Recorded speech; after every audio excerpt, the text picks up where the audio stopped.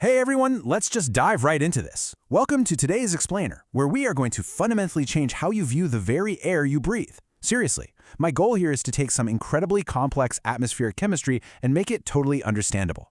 Because the reality is, we are looking at a massive, invisible planetary crisis happening right over our heads.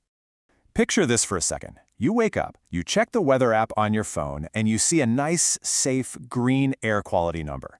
You probably breathe a sigh of relief, right? But what if I told you that green number is largely an illusion?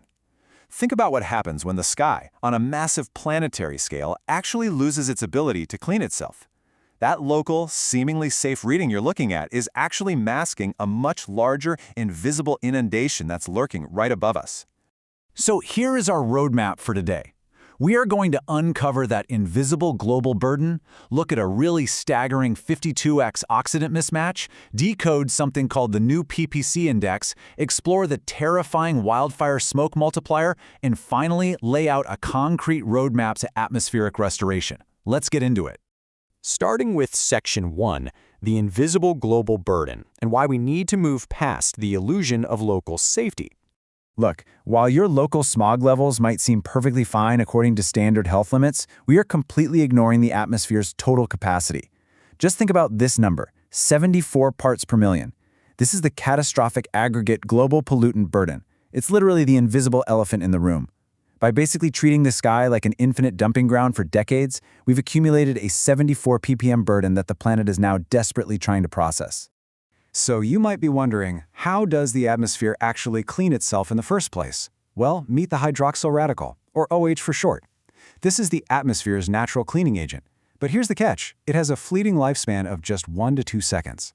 I want you to think of it like a clogged drain. All the pollution we emit, the methane, the carbon monoxide, the VOCs, that's a giant blasting faucet. And these short-lived OH radicals, they are the tiny finite planetary drain trying to suck all of that pollution away. Moving right along to Section 2, the 52x oxidant mismatch. Let's take a mathematical look at an overwhelmed sky. I really want to dive into the hard arithmetic of this oxidative stress, and we're drawing heavily here from the incredible research of Dr. Viva Cunliffe. If pollution is that giant faucet and the natural oxidants are our tiny drain, we have to ask the obvious question. Exactly how overwhelmed is our atmosphere's natural cleaning system right now? The answer is absolutely crucial, and it's this number, 52 times. Let that sink in. There is a staggering 52 times mismatch between the total pollutant demand we place on the atmosphere and the natural OH cleaning flux available to handle it. Mathematically speaking, the drain is 52 times too small for the sheer volume of water we are pouring into the sink.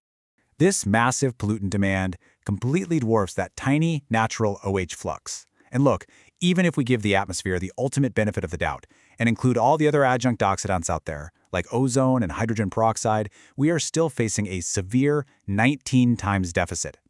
Our planetary cleaning system isn't just struggling, it is profoundly overwhelmed. All right, Section 3, decoding the PPC index. This is a brand new lens for measuring atmospheric throughput.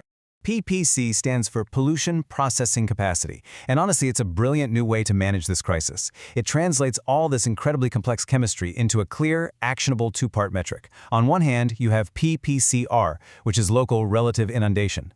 That measures your specific flooded drain, so how overwhelmed your immediate sky is right now.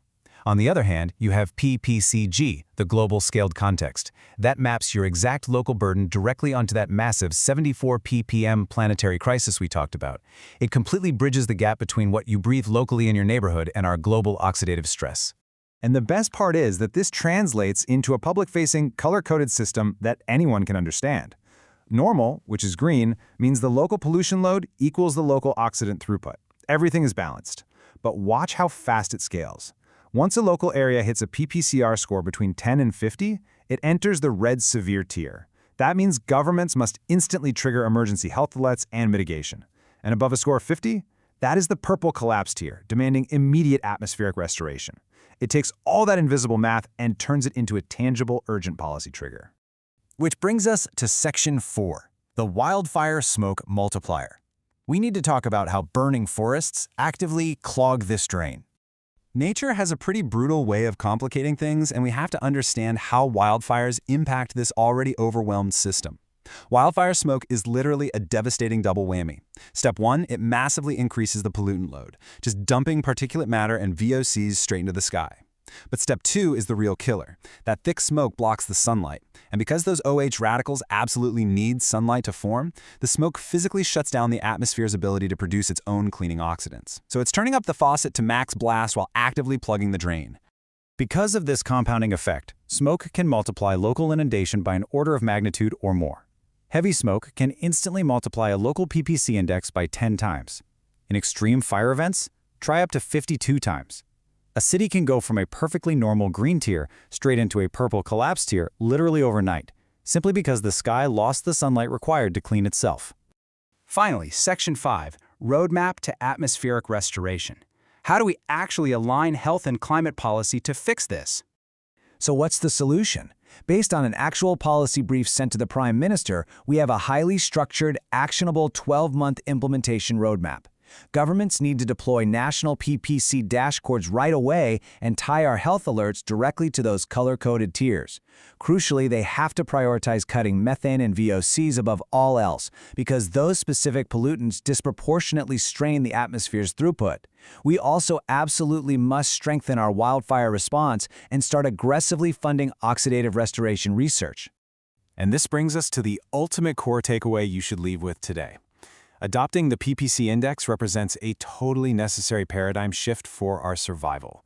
It completely reframes the entire climate and air quality challenge. We have to evolve past merely counting the emissions going up and start actively measuring and managing the planetary throughput, the actual, finite capacity of the sky to process those emissions. The old saying is true, we cannot manage what we don't measure, and for decades now we have been totally blind to our atmosphere's breaking point.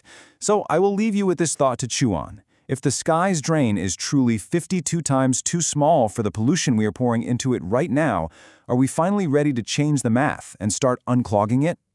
Keep an eye out for the adoption of the PPC index in your local policy, because it just might be the single most important environmental metric of our time.